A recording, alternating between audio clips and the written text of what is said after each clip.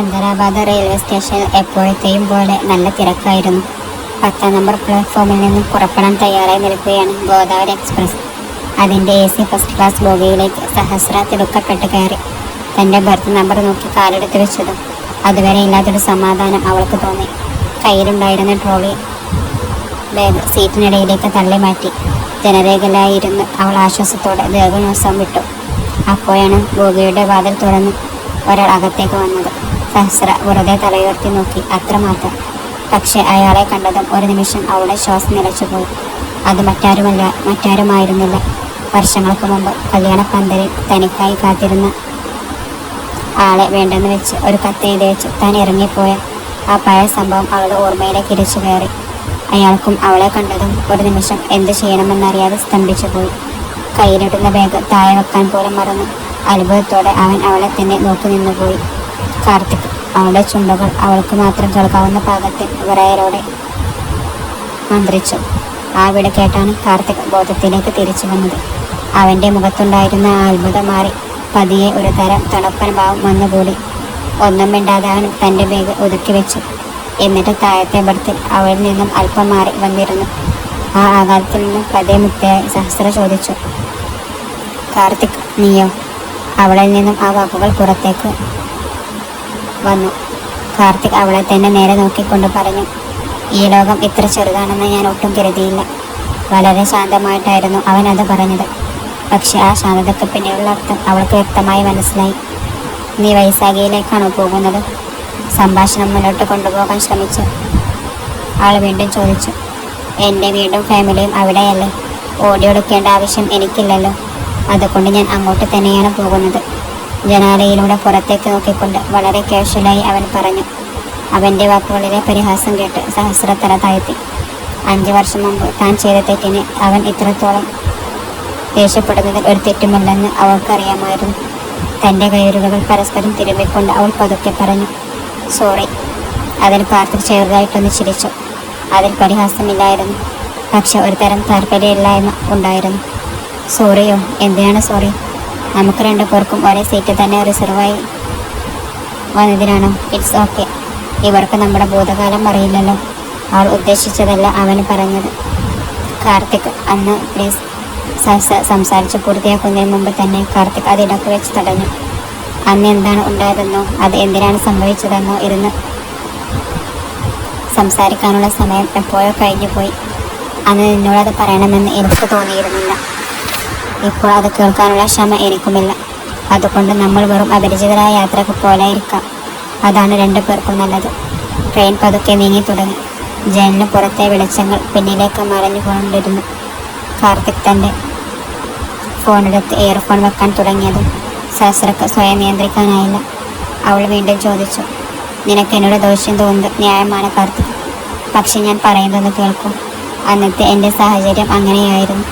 വീട്ടിൽ ആരും ഞാൻ പറയുന്നത് കേൾക്കുന്ന അവസ്ഥയിലല്ലായിരുന്നില്ല. എനിക്കും ചില സ്വപ്നങ്ങളൊക്കെയുണ്ട്. അതൊന്നും ഉപേക്ഷിക്കാൻ എനിക്ക് കഴിയുമായിരുന്നില്ല. വേറെ വഴി കാണാത്തത് കൊണ്ടാണ് ഞാൻ. കാർത്തിക് ഇയർഫോൺ മാറ്റിവെച്ച് ദീർഘമായി ശ്വാസം വിട്ടു. അവൻ്റെ മുഖത്ത് ഇപ്പോൾ നല്ല ഗൗരവമുണ്ട്. സഹസ്ര, വഴിയില്ലാതെ പോകുന്നതും വഴി തിരയാതിരിക്കുന്നതും തമ്മിൽ വലിയ വ്യത്യാസമുണ്ട്. നിനക്ക് കല്യാണത്തിന് താല്പര്യമില്ലായിരുന്നെങ്കിൽ അത് ആദ്യമേ എന്നോടെങ്കിലും പറയാമായിരുന്നു. അങ്ങനെയായിരുന്നെങ്കിൽ ആ കല്യാണ മണ്ഡപത്തിൽ വെച്ച് ഞാനും എൻ്റെ കുടുംബവും അനുഭവിച്ച ആ നാണക്കേട് ഒഴിവാക്കാമായിരുന്നു. ഒരു പുരുഷൻ്റെ മാനത്തിന് വിലയില്ലേ? എല്ലാവരുടെയും മുന്നിൽ വെച്ച് കല്യാണപ്പെണ്ണ് ഒളിച്ചോടിപ്പോയി എന്ന അപവാദം ചുമന്ന് ഞാൻ അനുഭവിച്ച നരകം നിനക്കെങ്ങനെ മനസ്സിലാകാനാണ്? ഇത് കേട്ടപ്പോൾ സഹസ്രയുടെ കണ്ണുകൾ നിറഞ്ഞു തുളുമ്പി. അന്ന് താനെടുത്ത ഒരു തീരുമാനം എത്ര പേരെയാണ് വേദനിപ്പിച്ചതെന്ന് അവൾക്കിപ്പോൾ സ്വന്തം കാതുകളാൽ കേൾക്കേണ്ടി വരുന്നു. സഹസ്ര ഇടറിയ തൊണ്ടയോടെ, ഞാൻ ഇത് വേണമെന്ന് വെച്ച് ചെയ്തതല്ല കാർത്തിക്. നിന്നെ അപമാനിക്കണമെന്ന് എനിക്കൊട്ടും ആഗ്രഹമുണ്ടായിരുന്നില്ല.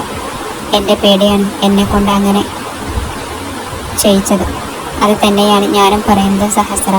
നിന്റെ പേടി, നിന്റെ കരിയർ, നിന്റെ സ്വപ്നങ്ങൾ. അന്നും ഇന്നും നിനക്ക് ചുറ്റുമുള്ള ലോകം നിൻ്റേത് മാത്രമാണ്.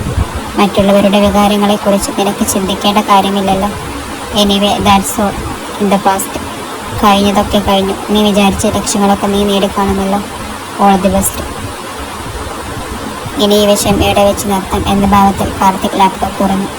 കൃത്യം ആ സമയത്താണ് വാതിൽക്കൽ മുട്ടിക്കൊണ്ട് ടി അകത്തേക്ക് വന്നത്. ടിക്കറ്റ് പ്ലീസ്, അദ്ദേഹം പറഞ്ഞു. രണ്ടുപേരും മിണ്ടാതെ തങ്ങളുടെ മൊബൈലിലുള്ള ടിക്കറ്റുകൾ കാണിച്ചു കൊടുത്തു. അദ്ദേഹം അവരുടെ പേരും പ്രായവും നോക്കിയ ശേഷം രണ്ടുപേരെയും മാറി മാറി നോക്കി പുഞ്ചിരിച്ചുകൊണ്ട് പറഞ്ഞു, പുതുതായി കല്യാണം കഴിഞ്ഞ ദമ്പതികളെ പോലെയുണ്ടല്ലോ. Congress, happy journey. ഏതൊരു പുഞ്ചിരിയോടെ പറഞ്ഞ് അയാൾ അവിടെ നിന്ന് പോയി. അയാൾ പറഞ്ഞ ആ ഒരു വാക്ക് കാരണം അവർ രണ്ടുപേർക്കുമിടയിൽ ഉണ്ടായിരുന്ന ആ അന്തരീക്ഷം പെട്ടെന്ന് ഒന്നുകൂടി വല്ലാതായി. കാർത്തികിൻ്റെ കണ്ണുകൾക്ക് മുന്നിൽ ഒരു നിമിഷത്തേക്ക് പഴയ ഓർമ്മകളുടെ നേരുകൾ വന്ന് വാലാട്ടിയിട്ട് പെട്ടെന്ന് തന്നെ മാഞ്ഞുപോയി. രണ്ടുപേരും തമ്മിൽ മിണ്ടുന്നു പോലുമില്ലായിരുന്നു. പുറത്തിരുട്ട് കട്ടപ്പിടിച്ചു കൊണ്ടിരിക്കുകയാണ്. ട്രെയിൻ നല്ല സ്പീഡ് എടുത്തു തുടങ്ങി. ട്രെയിൻ പാളത്തിലൂടെ ഓടുന്ന ആ ഒരു ശബ്ദം ഒഴിച്ചാൽ ആ ചെറിയ AC കൂപ്പയിൽ വേറെ ഒരു ശബ്ദവും കേൾക്കാനില്ലായിരുന്നു. സഹസ്ര ജനലിലൂടെ പുറത്തേക്ക് നോക്കുന്നത് പോലെ വെറുതെ അഭിനയിക്കുകയാണ്. പക്ഷെ അവളുടെ കണ്ണുകളിൽ പുറത്തൊരു കാഴ്ചയും പതിഞ്ഞിരുന്നില്ല. മനസ്സ് മുഴുവൻ ആകെ അങ്കലാപ്പിലായിരുന്നു. ഇത്രയും താൻ ആരെ കാണാതിരിക്കാനാണ് ഒളിച്ചു നടന്നത്? ആരുടെ പേര് കേൾക്കുമ്പോഴാണ് ഉള്ളിൽ കുറ്റബോധം തോന്നി നെഞ്ചു ഭാരമായിരുന്നത്? കൃത്യം അതേ വ്യക്തി തന്നെയാണ് ഇപ്പോൾ തൻ്റെ തൊട്ടടുത്ത് വെറും 3 അടി ദൂരത്തിൽ വന്നിരിക്കുന്നത്. കാർത്തിക് ലാപ്ടോപ്പ് സ്ക്രീനിലേക്ക് തന്നെ നോക്കിയിരിക്കുകയാണ്. പക്ഷേ കഴിഞ്ഞ 10 മിനിറ്റായി അവനൊരക്ഷരം പോലും അതിൽ ടൈപ്പ് ചെയ്തിട്ടില്ലെന്ന് സഹസ്രക്ക് മനസ്സിലായിക്കൊണ്ടിരുന്നു. അപ്പോഴാണ് ഒരു പാൻട്രി ബോയ് വന്ന് വാതിൽ തുറന്നു കാപ്പി ചായ എന്ന് വിളിച്ചു വന്നത്. ആ വിളി കേട്ടതോടെ അവർക്കിടയിച്ചുണ്ടായിരുന്ന ശബ്ദത്തിൽ ചെറിയൊരു ബ്രേക്ക് വീണു. 2 കാപ്പി തന്നോളൂ, പേഴ്സിൽ നിന്ന് പണമെടുത്ത് സഹസ്ര പറഞ്ഞു. അവൾ 2 ടീ കപ്പുകളെടുത്ത് അതിലൊന്ന് കാർത്തിക്കിന് നേരെ നീട്ടി. കാർത്തിക് ഒരു നിമിഷം ആ കപ്പിലേക്കും മറുനിമിഷം അവളുടെ മുഖത്തേക്കും നോക്കി. വേണ്ട എന്ന് പറയണമെന്ന് അവൻ്റെ മുഖത്ത് ഭാവമുണ്ടായിരുന്നെങ്കിലും എന്തോ ആലോചിച്ചവൻ അവളുടെ കയ്യിൽ നിന്നും ആ കപ്പ് വാങ്ങി. താങ്ക്സ്, അവൾ പതുക്കെ പറഞ്ഞു. ചൂടുള്ള കോഫി ഒരു സിപ്പ് എടുത്ത ശേഷം ആ മുറിയിൽ നിശബ്ദത്താകാനാവാതെ അന്തരീക്ഷം ഒന്ന് സാധാരണ നിലയിലാക്കാൻ സഹസ്ര സംസാരിച്ചു. സോറി കാർത്തിക്, ഞാൻ കാരണം നിന്റെ യാത്ര ബുദ്ധിമുട്ടില്ല എന്ന് തോന്നുന്നു. കാർത്തിക് ലാപ്ടോപ്പിലേക്ക് നോക്കിക്കൊണ്ട് തന്നെ പറഞ്ഞു. പകുതി വഴിയിൽ വെച്ച് പെട്ടെന്ന് നിന്ന് പോകുന്ന യാത്രകളേക്കാൾ എത്രയോ ഭേദമാണ് ഈ ബുദ്ധിമുട്ടുകൾ. ആ വാക്കു കേട്ടതും സഹസ്ര തല താഴ്ത്തി തൊണ്ടയിടറി സങ്കടം ഉള്ളതിലൊതുക്കിക്കൊണ്ട് അവൾ പറഞ്ഞു. കാർത്തിക്, നീ എന്നെക്കുറിച്ച് എന്താണ് വിചാരിക്കുന്നതെന്ന് എനിക്കറിയാം. മറ്റാരെക്കുറിച്ചും ചിന്തിക്കാത്ത സുഹൃത്തുക്കളാണ് ഞാൻ എന്നല്ല നീ കരുതുന്നത്.